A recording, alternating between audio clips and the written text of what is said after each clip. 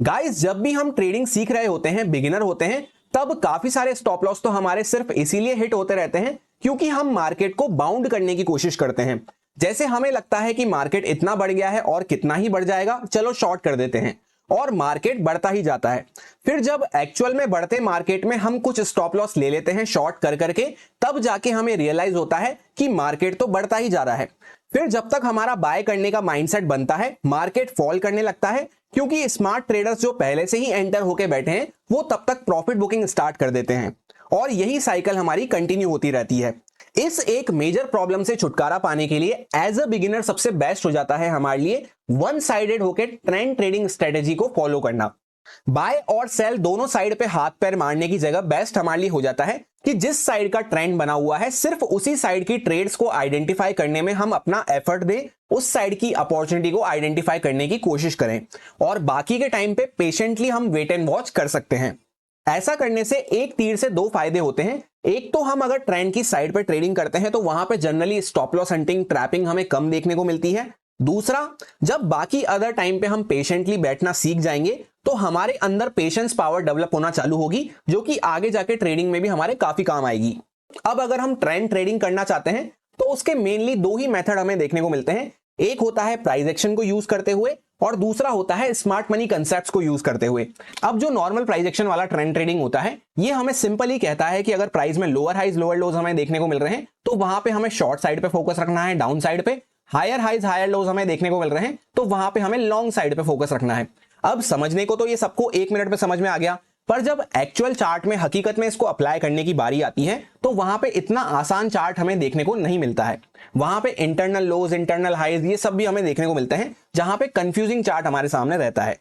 अब एसएमसी हमें कहता है कि मार्क तुम्हें यहां पे भी हाइज और लोज ही करने हैं स्ट्रक्चर फाइंड आउट करने के लिए, पर उसका तरीका ऐसा ना होते हुए जो रियल चार्ट्स में हमें देखने को मिलता है उस पे बेस्ड होता है। इसी वजह से उसको स्टार्टिंग में समझना थोड़ा कंफ्यूजिंग हो सकता है, पर एक बार अगर समझ में आ गया तो आगे हमारे लिए बहुत ही इजी हो जाता है। वीडियो में हम सीखेंगे कि कैसे हम ट्रेंड ट्रेडिंग कर सकते हैं, जहां पे मेनली 3 मेजर पॉइंटर्स पे हम डिस्कशन करने वाले हैं। सबसे पहला पॉइंटर रहेगा कि कैसे हम ट्रेंड को आइडेंटिफाई कर सकते हैं कि बाय साइड पे हमें ज्यादा फोकस करना है या फिर सेल साइड पे।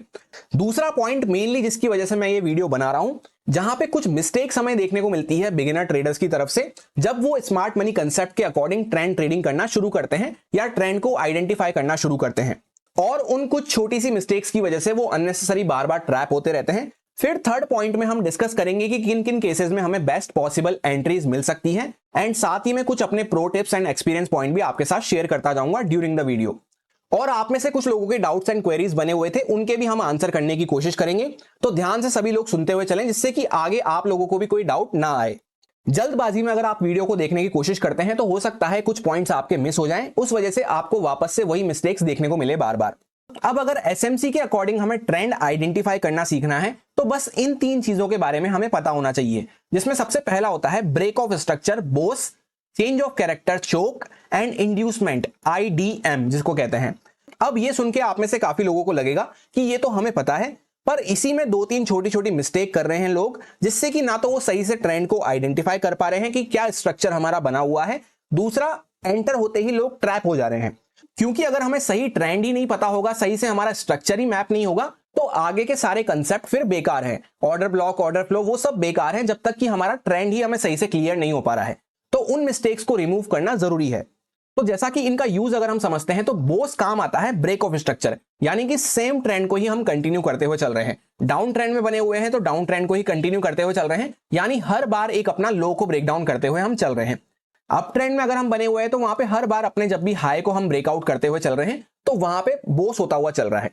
उसी तरह से अगर अप ट्रेंड में बने हुए थे, वहां से एक बार आके हमने अपना लो ब्रेकडाउन करना चालू कर दिया, यानी अभी तक तो हाई को ब्रेकआउट करते हुए चल रहे थे, तब तक तो बोस हो रहा था, पर जैसे ही एक लो को ब्रेकडाउन कर दिया तब फिर वहां पे चेंज ऑफ कैरेक्टर हो जाता है, जिसको चोक कहा जाता है। उसी तरह से अगर हम डाउन ट्रेंड में चल रहे थे, अभी तक वहां पे लो को ब्रेकडाउन करते हुए चल रहे थे, तब तक तो बोस हो रहा था, एक बार हमने अपने हाई को वहां पे ब्रेकआउट कर दिया तो वहां पे चेंज ऑफ कैरेक्टर हो जाता है। अब इसी के साथ जो थर्ड वाला पॉइंट है वो सबसे इंपॉर्टेंट पॉइंट है, इसी को समझने में मेनली लोग गलती कर रहे हैं। इंड्यूसमेंट हमारे काम आता है अपने हाई और लो को शिफ्ट करने में। फॉर एग्जाम्पल, अगर हमारा अप ट्रेंड बना हुआ है तो एक बार इंड्यूसमेंट लेने के बाद ही हमारा वहां पे हाई चेंज होगा। या फिर अगर डाउन ट्रेंड बना हुआ है तो एक बार इंड्यूसमेंट लेने के बाद ही हमारा लो चेंज होगा। जैसा यहां पे आप डायग्राम में चेकआउट कर सकते हैं कि यहां पे कोई इंड्यूसमेंट हमें होता हुआ नजर नहीं आया, तो यहां पे फिर हमें ब्रेक ऑफ स्ट्रक्चर भी देखने को नहीं मिलेगा। जब हम डाउन ट्रेंड में बने हुए हैं, भले ही यहां पे हमने एक लो को ब्रेक डाउन किया है, पर ये कोई हमारा ब्रेक ऑफ स्ट्रक्चर नहीं कहलाएगा। ब्रेक ऑफ स्ट्रक्चर सिर्फ जब ही कहलाता है जब हमारा एक वैलिड लो यहां पे वापस से ब्रेक होता है। सेम ट्रेंड में हम चलते हुए जा रहे हैं, वैलिड लो हमारा ब्रेक होता है, और वैलिड लो हमारा कब कंसीडर होता है, जब हमने इंड्यूसमेंट यहां पे लिया हो। इसी तरह से यहां पे वापस से इंड्यूसमेंट लिया तो ये हमारा वैलिड लो कंसीडर हो गया, इसलिए जब ये ब्रेकडाउन हुआ तो हमें ब्रेक ऑफ स्ट्रक्चर देखने को मिला। यही सबसे पहली मिस्टेक है जो लोग यहां पे कर रहे हैं। लोग क्या करते हैं, इसको भी ब्रेक ऑफ स्ट्रक्चर मार्क कर दिया, यहां पे ब्रेकडाउन देखा, यहां पे भी इसको ब्रेक ऑफ स्ट्रक्चर मार्क कर दिया। यही सबसे मेन मिस्टेक है, ये यहां पे ब्रेक ऑफ स्ट्रक्चर नहीं है। अब रियल चार्ट पे हम आ चुके हैं, निफ्टी 50 के 15 मिनट टाइम फ्रेम पे हम यहां पे डिस्कशन कर रहे हैं कि एक्चुअल में किस तरह से वो मिस्टेक हमें देखने को मिलती है और किस तरह से एक सही स्ट्रक्चर मैप होता हुआ नजर आता है। तो सिंपली आपको चार्ट खोलते ही आपको कुछ भी नहीं करना, आपको समझ में नहीं आ रहा कि कहां से स्ट्रक्चर मैप करना चालू करूं, तो कोई भी एक जो आपको एक वैलिड स्विंग दिख रही हो, बड़ी सी स्विंग दिख रही हो, जैसे पहले यहां पे मार्केट छोटा छोटा मूव कर रहा था, उसके बाद एक बड़ी सी स्विंग यहां पे बनाई, तो इसका हाई और इसका लो आपको मार्क कर लेना है। फिर उसके बाद हाई और लो कैसे कैसे शिफ्ट होते हैं उस पर मेन फोकस करना, क्योंकि मैक्सिमम लोग यहीं पे मिस्टेक कर रहे हैं। जो भी मैं आप लोगों के कमेंट्स एंड डीएम्स देखता हूं, उसमें लोगों का हाई और जो लो शिफ्ट होता हुआ नजर आता है, वही शिफ्ट करने का तरीका गलत है। अब जैसा यहां पे आपको देखने को मिल रहा होगा, हाई के ऊपर तो हम गए पर कैंडल क्लोज नहीं हुई, उसके बाद मार्केट यहां पे लो को आके ब्रेक डाउन कर दिया। तो पीछे हमें आंखों से देखकर क्या समझ में आ रहा था कि इस तरह से हम ऊपर की साइड पे चढ़ते हुए आ रहे थे, तो मान सकते हैं कि अप ट्रेंड चल रहा होगा। उसके बाद अगर यहाँ पे लो ब्रेकडाउन हो रहा है तो यानी कहीं ना कहीं पे हम डाउन साइड पे जाने की कोशिश कर रहे हैं। तो यहाँ पे लो ब्रेकडाउन होते ही सबसे पहले हमें क्या करना है, चेंज ऑफ कैरेक्टर मार्क कर लेना है, क्योंकि जैसा मैंने आपसे कहा लो यहाँ पे नया शिफ्ट होने वाला है। तो अभी सबसे पहला हम कर रहे हैं, तो यहाँ पे सबसे पहले हम चेंज ऑफ कैरेक्टर यहाँ पे इस तरह से मार्क कर सकते हैं। अब चेंज ऑफ कैरेक्टर मार्क करने के साथ ही यहाँ पे हमारा हाई जो था ऊपर वाला, वो शिफ्ट होके वहां पे आ जाएगा जहां हमारी रिसेंट स्विंग देखने को मिल रही होगी। उसके बाद अभी भी लो हमारा सेम लगा हुआ है। फिर उसके बाद हम यहाँ पे कंटिन्यू नीचे आते हुए गए। अब काफी सारे लोगों का ये भी डाउट बना हुआ था कि जब भी प्राइस हमें गैप अप गैप डाउन देखने को मिलता है तो वहां पे हमें बहुत ज्यादा कंफ्यूजन हो जाता है कि यार अब किस तरह से मार्क करना है। तो उसके लिए मैंने आपको शेयर कर रखा है वीडियोस में, अगर आप ध्यान से बातों को सुनेंगे तो आपको सारी बातें याद रहेगी। एक यहाँ पे इंडिकेटर होता है, जैसा कि आप यहाँ पे चेकआउट कर सकते हैं, नो गैप्स कैंडल्स के नाम से आपको मिल जाएगा। पहले भी मैंने आपको बताया है, पर बहुत सारे लोग तो वीडियो को सिर्फ स्किप करते हुए देखते हैं जल्दबाजी में, इसलिए कुछ पॉइंट्स उनके मिस हो जाते हैं। इसको आप अगर इस तरह से यहाँ पे लगा लेंगे तो सारे गैप आपके फुलफिल हो जाएंगे। जैसे किसी फॉरेक्स या क्रिप्टो का चार्ट आपको देखने को मिलता है, जो 24 आवर्स वाले मार्केट होते हैं, उसका तरह से आपको चार्ट देखने को मिल जाएगा। इससे आपको शुरुआत में समझने में बहुत ही आसानी होगी। उसके बाद यहाँ पे इस तरह से गिरने के बाद एक बार ऊपर गए, वापस से नीचे निकले, तो यहाँ पे एक स्विंग पॉइंट हमें देखने को मिल रहा है। जब भी गिरते हुए मार्केट में हाई का स्विंग पॉइंट क्लियर होता है तो वहां पे एक इंड्यूसमेंट हमें देखने को मिलता है, जिसको आईडीएम कहा जाता है, स्पेशली जो फर्स्ट हमारा स्विंग हाई लगा होता है। तो अभी तक हम यहां पे चलते हुए जा रहे हैं, जब तक ये फर्स्ट हाई है हमारा, तो इसको हम वेट कर रहे हैं इंड्यूसमेंट क्लियर करने का, पर इंड्यूसमेंट क्लियर नहीं होता, उसके नीचे हम और नीचे निकल जाते हैं। तो यहाँ पे अब बहुत सारे लोग यहीं पे मिस्टेक करते हैं कि जैसे ही वो यहाँ पे वापस से ब्रेक डाउन हुआ तो यहाँ पे ब्रेक ऑफ स्ट्रक्चर मार्क कर देंगे, जबकि हमारा तो लो ही शिफ्ट नहीं हुआ अभी तक। होपफुली आपको बात समझ में आ रही होगी कि लोग क्या करते हैं, इस तरह से यहाँ पे प्राइस चलता हुआ जा रहा है, तो यहाँ पे भले ही चेंज ऑफ कैरेक्टर हुआ तो उसके बाद अगला ही लो जो ब्रेक होगा उसके वहां पे ब्रेक ऑफ स्ट्रक्चर लिखना चालू कर देंगे, जबकि हकीकत में लो ही हमारा अभी तक शिफ्ट नहीं हुआ है, क्योंकि अभी तक हमने इंड्यूसमेंट नहीं लिया है, हम वेट कर रहे हैं इंड्यूसमेंट लेने का। यहाँ पे इंड्यूसमेंट क्लियर नहीं हुआ, प्राइस वापस से नीचे निकल गया। उसके बाद वापस से यहाँ पे एक स्विंग लगाई इस तरह से, यहाँ पे आप इस तरह से चेकआउट कर सकते हैं, नीचे आए, वापस एक स्विंग लगाई, वापस नीचे निकले। तो यहाँ पे एग्जैक्ट इस पॉइंट पे जब यहाँ पे एक स्विंग पॉइंट लगा हुआ था, क्योंकि यहाँ पे ये पूरी स्विंग यहाँ पे कंप्लीट होती हुई नजर आई थी, इस टाइम पे यहाँ पे हमें इंड्यूसमेंट होता हुआ नजर आया, ये हमारा बनेगा इंड्यूसमेंट एग्जैक्टली इस जगह पे, इसको हमें नाम देना है इंड्यूसमेंट का।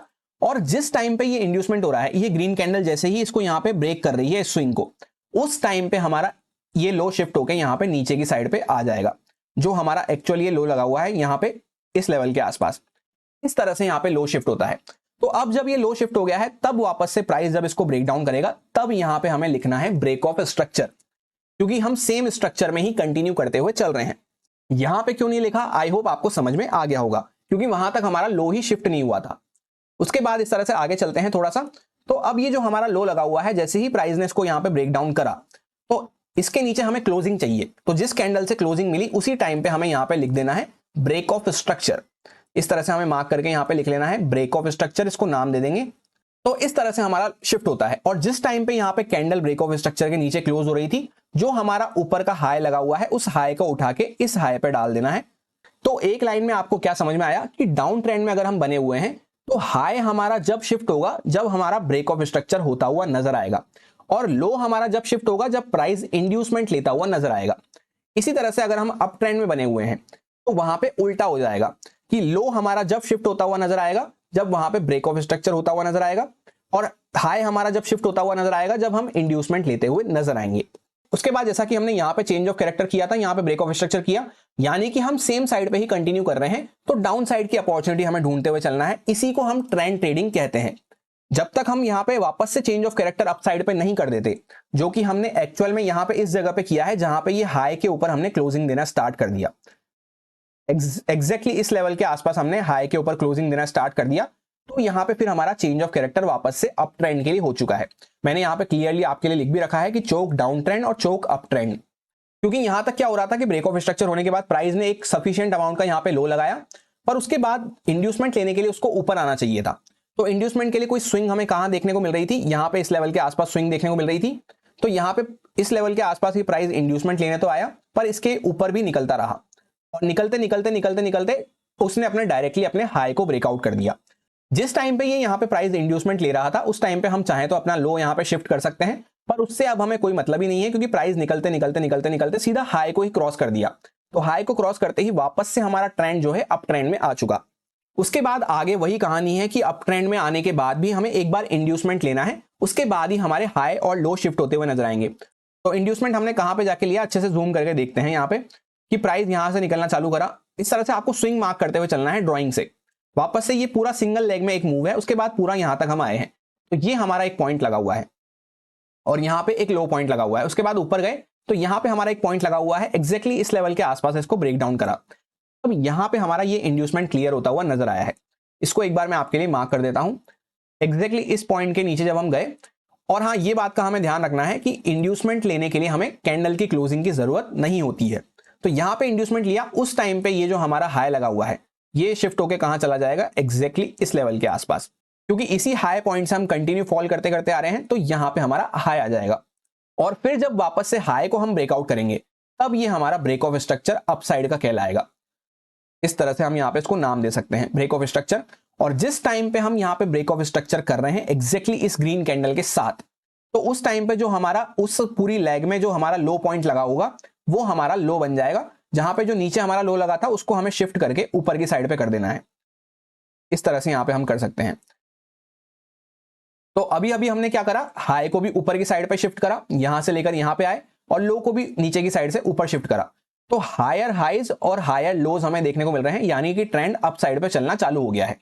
अब अगर नॉर्मल प्राइस एक्शन में हम देखते हैं तो वहां पे ऐसा हमें देखने को मिलता है, जबकि हकीकत में चार्ट कैसा रहता है, यहाँ पे गया, नीचे ब्रेकडाउन, ऊपर ब्रेकडाउन, इस तरह से जिगजैग हमें चार्ट देखने को मिलता है। तब इसी वजह से लोगों को वहां पे प्राइस एक्शन में कंफ्यूजन होता है कि यार अप ट्रेंड में चल रहे हैं कि डाउन ट्रेंड में चल रहे हैं। और दूसरी साइड पे जो स्मार्ट मनी कंसेप्ट के ट्रेडर्स होते हैं उनको बस एक ही प्रॉब्लम बनी रहती है कि उनको इंड्यूसमेंट सही से मार्क करना नहीं आता, और इंड्यूसमेंट की वजह से ही हमारे हाई और लो शिफ्ट होते हुए नजर आते हैं।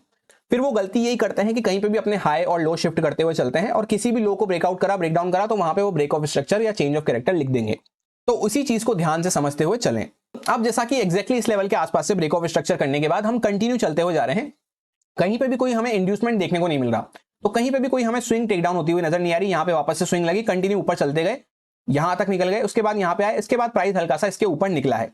तो यहाँ पे एक स्विंग हमें देखने को मिल रही थी, यहाँ पे ये टेक डाउन होती हुई नजर आ रही है इस रेड कैंडल के साथ। तब हमें यहाँ पे जाके एक हमारा इंड्यूसमेंट कंफर्म होता है, इसको हमें मार्क कर लेना है इंड्यूसमेंट। जब जाके ये इंड्यूसमेंट हमारा कंफर्म हुआ तब जाके ये जो हाई हमारा लगा हुआ है यहाँ पे ऊपर जाके शिफ्ट होगा। इस तरह से हाई शिफ्ट होते हुए नजर आते हैं।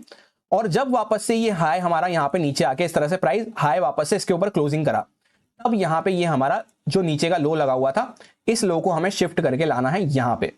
इस तरह से स्ट्रक्चर हमारा चलता हुआ जाता है। फिर जैसा कि प्राइस ने यहाँ पे हाई को ब्रेकआउट करा था, वापस से इंड्यूसमेंट लेने के लिए नीचे आया, पर नीचे ही आता गया और लो को ही निकाल लिया। तो यहाँ पे वापस से क्या हुआ है, चेंज ऑफ कैरेक्टर वापस से डाउन साइड पे हो चुका है। तो अब वापस से हमें यहाँ पे डाउन साइड की अपॉर्चुनिटी ढूंढनी है। इस तरह से हम मार्क करके चल सकते हैं।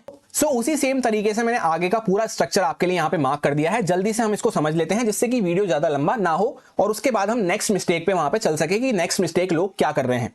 जैसा कि आपको यहाँ पे देखने को मिलेगा कि प्राइस यहाँ पे डाउन ट्रेंड में आना चालू करा, चोक करना चालू करा, उसके बाद यहाँ पे एक बार इंड्यूसमेंट लिया, तो इंड्यूसमेंट लेते ही हमारा लो कंफर्म हो गया, तो यहाँ पे लो हमारा इस तरह से यहाँ पे शिफ्ट हो जाएगा और लो कंफर्म होते ही जैसे ही लो ब्रेकडाउन हुआ तब हमारा ब्रेक ऑफ स्ट्रक्चर होगा और जिस टाइम पे ब्रेक ऑफ स्ट्रक्चर हो रहा है उस टाइम पे ये हमारा हाई जो है ये हमारा हाई लग जाएगा।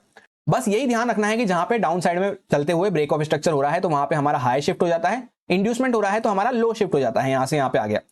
अब इसी तरह से होते होते क्या हुआ कि प्राइस यहां पे नीचे आया, अब की बार इंड्यूसमेंट लेने के लिए ऊपर तो गया पर इंड्यूसमेंट लेने के साथ साथ ही अपने हाई को भी ब्रेकआउट कर दिया, तो वापस से यहाँ पे प्राइस अप ट्रेंड में निकलना चालू कर दिया है। अब हम अप ट्रेंड में निकलने के बाद क्या वेट कर रहे हैं, इंड्यूसमेंट कंफर्म होने का।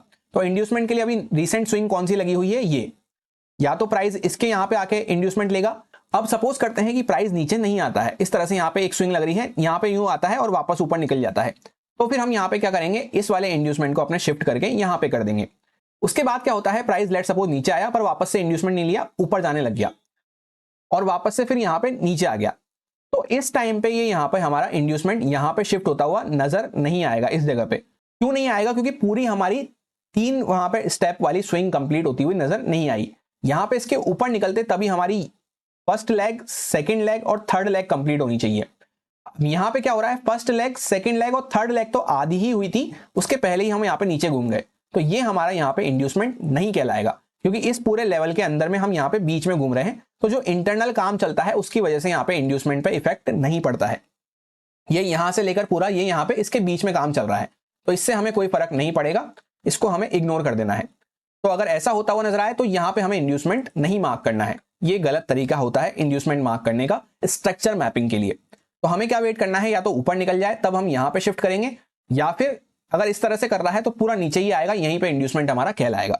अब इसके साथ दूसरी मिस्टेक लोग क्या कर रहे हैं, जिसके रिलेटेड मैक्सिमम मेरे को कमेंट्स आ रहे थे, जितना मेरे को आपके कमेंट्स पढ़ के समझ में आया कि जैसे ही यहाँ पे ब्रेक ऑफ स्ट्रक्चर हुआ डाउन साइड पे, डाउन ट्रेंड में हम बने हुए हैं, उनको ये भी समझ में आ रहा है डाउन ट्रेंड में बने हुए हैं, और जैसे ही ब्रेक ऑफ स्ट्रक्चर हुआ तो वो यहाँ पे एज अ ब्रेकडाउन इसको ट्रेड करने की कोशिश कर रहे हैं, जबकि यहाँ पे ब्रेकडाउन होने के साथ हमें एंट्री प्लान नहीं करनी है।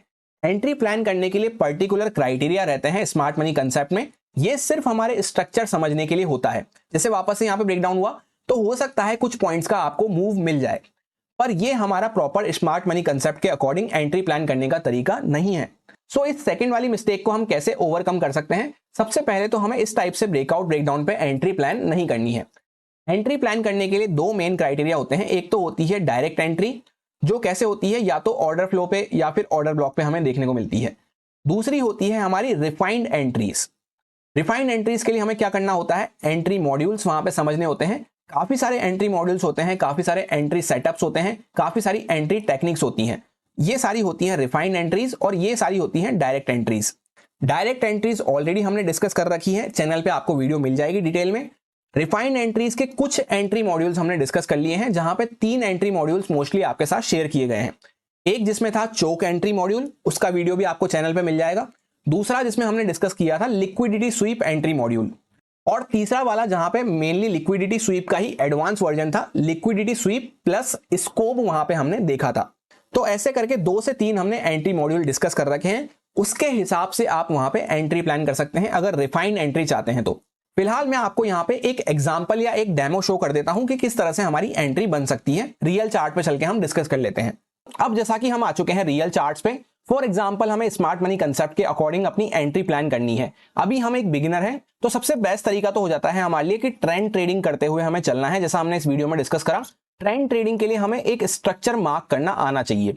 स्ट्रक्चर मार्क करना, स्ट्रक्चर मैप करने के बाद जब हमें समझ में आ गया, जैसे फॉर एग्जांपल यहाँ पे हमें एग्जैक्टली समझ में आया कि चोक हमारा होता हुआ नजर आया है डाउन साइड के लिए, तो इसके बाद सिर्फ हमें डाउन साइड के लिए अपॉर्चुनिटी ढूंढनी है, क्योंकि जैसे यहाँ पे डाउन ट्रेंड चालू हुआ तो इसके बाद आपको देखने को मिलेगा जो अपर साइड के ब्रेकआउट होते हुए नजर आएंगे।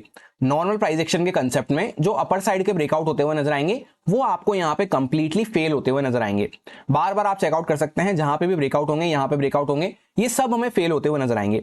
तो इनसे बचने के लिए हम क्या कर सकते हैं, सिंपली ट्रेंड की साइड पर राइड करते हुए चल सकते हैं। उसके लिए जैसे एक तो डायरेक्ट एंट्री का क्राइटेरिया होता है कि हमें ऑर्डर ब्लॉक वगैरह मार्क करने आने चाहिए। तो जैसे यहाँ पे आपको देखने को मिल रहा होगा, एक प्रॉपर हमें ऑर्डर ब्लॉक देखने को मिल रहा था।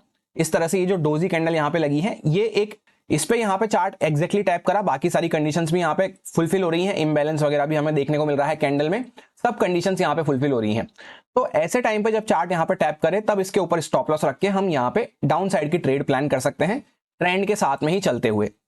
या फिर दूसरा तरीका क्या हो जाता है, जैसे कि रिसेंटली आपके साथ लिक्विडिटी स्वीप वाला एंट्री मॉड्यूल मैंने शेयर किया था, तो यहां पे एक प्रॉपर लिक्विडिटी स्वीप होती हुई नजर आ रही है कि जब ट्रेंड के साइड पे हम चल रहे हैं तो वहां पे एक अगेंस्ट का जो इंटरनल हाई ब्रेकआउट करा, उसके बाद इमीडिएटली 3 से 4 कैंडल के अंदर में मार्केट उसके वापस से लेवल के नीचे आ गया। तो यहाँ पे properly liquidity SVEEP entry module हमें देखने को मिल रहा है।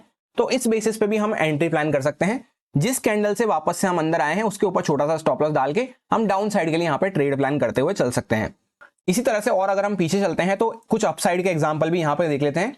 जैसा हमने यहाँ पे स्ट्रक्चर मैप करते टाइम देखा था कि यहाँ पे अप ट्रेंड हमारा होता हुआ नजर आया था इस लेवल के आसपास, तो जहां पे हमें पता चल गया कि ट्रेंड यहाँ पे अब अपसाइड पे हो चुका है, तो फिर वहां से हमें शॉर्ट साइड की अपॉर्चुनिटी ढूंढना बंद कर देना है और जहां पे भी एक अच्छी अपॉर्चुनिटी मिलती है लॉन्ग करने की, वहां पे हमें फोकस रखना है। कैसे मिलेगी हमें अपसाइड की अच्छी अपॉर्चुनिटी, कि जब भी मार्केट ऊपर चलता हुआ जाता है तो कोई इंटरनल लो वगैरह को टेक डाउन करके वापस से ऊपर जाए, इंड्यूसमेंट वगैरह इस तरह से होता हुआ नजर आए, या फिर डाउन साइड पे यहाँ कहीं पे कोई ऑर्डर ब्लॉक वगैरह हमें देखने को मिले, ऑर्डर फ्लो देखने को मिले, उस टाइम पे हम एंट्री प्लान करते हुए चल सकते हैं। जैसे यहाँ पे आपको देखने को मिलेगा कि इंड्यूसमेंट होता हुआ नजर आया, तो इंड्यूसमेंट होने के साथ ही यहाँ पे प्रॉपरली एक तो लिक्विडिटी स्वीप वाला एंट्री मॉड्यूल भी लगता हुआ नजर आ रहा है। उसी के साथ साथ लिक्विडिटी स्वीप का जो एडवांस वर्जन मैंने आपके साथ शेयर किया है, जहां पे लिक्विडिटी स्वीप के साथ साथ हम वहां पे स्कोप कंसेप्ट लगा के चेकआउट करते हैं, वो भी यहाँ पे अच्छे से अप्लाई होता हुआ नजर आ रहा है। प्राइस ऊपर से यहाँ पे डायरेक्टली गैप डाउन खुला, एक कैंडल ने पूरा यहाँ पे सारों की लिक्विडिटी यहाँ पे क्लियर करी, इसी के साथ पिछली कैंडल के भी नीचे हम यहाँ पे इसके लिक्विडिटी यहाँ पे क्लियर कर दिए। उसके बाद अगली जो कैंडल है उसने इसके ऊपर यहाँ पे क्लोजिंग दे दी। तो हम बेसिक तरीके से भी यहाँ पे एंट्री ले सकते हैं और एडवांस तरीके से किस तरह से ले सकते हैं एंट्री, कि ये पूरा के पूरा हमारा स्कोप वाली कैंडल बन जाती है, सिंगल कैंडल ऑर्डर ब्लॉक। इसको हम यहाँ पे नाम देके सिंगल कैंडल ऑर्डर ब्लॉक नाम देके, जब वापस से प्राइस इस पर टैप करा इस वाली एग्जैक्टली रेड कैंडल में, यहाँ पे हम एंट्री प्लान करते हैं, इसके नीचे हमारा स्टॉप लॉस रहता और हमें काफी अच्छा रिस्क रिवॉर्ड यहाँ से देखने को मिल रहा है। तो इस तरह से कुछ हमारी एंट्री होती है स्मार्ट मनी कंसेप्ट के अकॉर्डिंग। इस बात को सिंपली आप ऐसे समझ सकते हैं कि जो स्मार्ट मनी कंसेप्ट हम सीख रहे हैं वो स्मार्ट मनी के साथ हाथ मिला के काम करने के लिए सीख रहे हैं। और स्मार्ट मनी कभी भी इस तरह से ब्रेकआउट पे या ब्रेकडाउन पे बाय सेल करना पसंद नहीं करता है, क्योंकि यहां तक पहुंचते पहुंचते स्मार्ट मनी क्या होते हैं, वो नीचे से या ऊपर से एंटर करना पसंद करते हैं, जहां से चार्ट को वो घुमाते हैं। तो जैसे यहां से चार्ट को उन्होंने घुमाया तो यहां से वो लोग एंटर करना चालू करे हैं, तो यहां तक पहुंचते पहुंचते तो वो वापस से थोड़ा सा प्रॉफिट बुक करना चालू कर देंगे। तो उस चक्कर में क्या होता है, हमारे हाथ में छोटा मोटा मोमेंटम ही आता है अगर हम ब्रेकआउट या ब्रेकडाउन पे प्लान करते हैं। तो ब्रेकआउट ब्रेकडाउन वाले जो कंसेप्ट होते हैं वो जनरली हमें नॉर्मल प्राइस एक्शन के साथ देखने को मिलते हैं।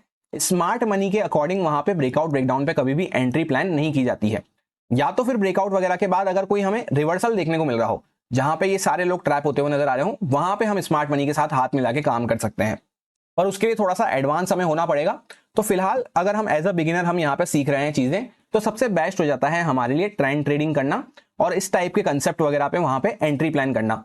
इसमें होता क्या है कि एकदम हमारी लो साइड पे एंट्री होती है, तो स्टॉप लॉस वगैरह भी हमारे छोटे बनते हैं, या जैसे कोई ऑर्डर ब्लॉक वगैरह भी हमें देखने को मिलेगा, उसमें भी स्टॉप लॉस हमारे कंपैरेटिवली छोटे बनते हैं एज कंपेयर टू कि हम यहाँ पे लेट सपोज यहाँ पे ब्रेकआउट पे हम एंट्री कर रहे हैं, तो ब्रेकआउट पे हमारा जेन्युइन स्टॉप लॉस जो यहाँ पे दिख रहा है, इस लेवल के आसपास हमारा जेन्युइन स्टॉप लॉस दिख रहा है अगर इस लेवल के आसपास हम ब्रेकआउट पे एंट्री कर रहे हैं। तो उस अकॉर्डिंग अगर आप देखेंगे तो रिस्क रिवॉर्ड हमारा प्रॉपर्ली नहीं बन पा रहा। इतना बड़ा यहाँ पे हमारा स्टॉप लॉस बन रहा है और इतना ही बड़ा यहाँ पे हमारे को मूव देखने को मिला बस, तो 1:1 के आसपास ये मूव होता हुआ नजर आया। तो उससे बेटर हो जाता है कि यहाँ पे इस तरह के हम यहाँ पे एंट्री मॉड्यूल्स वगैरह पे या ऑर्डर ब्लॉक ऑर्डर फ्लो पे एंट्री लेना पसंद करें। या उसी के साथ जैसा हम यहाँ पे चेकआउट कर सकते हैं कि ये प्रॉपर हमारा एक ऑर्डर ब्लॉक था यहाँ पे इस तरह से, जहां पे इम्बैलेंस वगैरह सब कुछ हमें देखने को मिल रहा है। अब ट्रेंड में हम चलते हुए जा रहे हैं यहाँ पे, तो बीच बीच में जो भी अगेंस्ट का सेलिंग का मूव आता है वहां पे जनरली एक ऑर्डर फ्लो या फिर ऑर्डर ब्लॉक हमें देखने को मिलता है। तो यहाँ पे एग्जैक्टली इस पर टैप करा है, इस वजह से भी यहाँ पे एक मूव हमें देखने को मिला है। तो इस तरह से मल्टीपल कंफर्मेशन के साथ भी हम काम कर सकते हैं। सो होपफुली सेकंड मिस्टेक का भी आपको सॉल्यूशन यहाँ पे मिल गया होगा कि या तो डायरेक्ट एंट्री हमें लेनी है या फिर रिफाइंड एंट्री हमें लेनी है। डायरेक्ट एंट्री होती है इस तरह के ऑर्डर ब्लॉक वगैरह को यूज करना, और रिफाइंड एंट्री होती है जैसे मैंने आपको अभी तक तो 2 एंट्री मॉड्यूल आपके साथ शेयर करे हैं। इसके अलावा और भी कई तरह के एंट्री मॉड्यूल्स होते हैं, एंट्री टेक्निक्स होती हैं, एंट्री सेटअप्स होते हैं। अगर आप इंटरेस्टेड रहेंगे तो आने वाले टाइम में हम और भी कुछ एंट्री सेटअप्स वगैरह को डिस्कस करेंगे। सो इस वीडियो से होपफुली आपको समझ में आ गया होगा कि कैसे हम ट्रेंड ट्रेडिंग कर सकते हैं स्मार्ट मनी कंसेप्ट को यूज करते हुए, और कहां पे मेनली लोग स्मार्ट मनी कंसेप्ट के अकॉर्डिंग गलतियां करते हैं। दो मेजर मिस्टेक्स जो आप जिनके रिलेटेड आप लोगों के कमेंट्स एंड डीएम्स आ रहे थे, उसके बारे में हमने बात करने की कोशिश करी। होपफुली इसके बाद आपकी मिस्टेक्स ओवरकम हो जाएंगी और काफी बेटर रिजल्ट्स आपको देखने को मिलेंगे। होपफुली ये वीडियो आपकी ट्रेडिंग लाइफ में कुछ ना कुछ वैल्यू ऐड जरूर करेगी। अगर आपको कुछ सीखने को मिला हो, कुछ अच्छा लगा हो, पसंद आई हो वीडियो, तो लाइक और कमेंट करके अप्रिशिएट कर सकते हैं। अगर पसंद नहीं आई हो, कुछ आपका फीडबैक हो, कुछ आपकी क्वेरी हो, तो वो भी आप कमेंट करके बता सकते हैं। इस वीडियो में फिलहाल इतना ही, मिलते हैं किसी और वीडियो में। Thank you.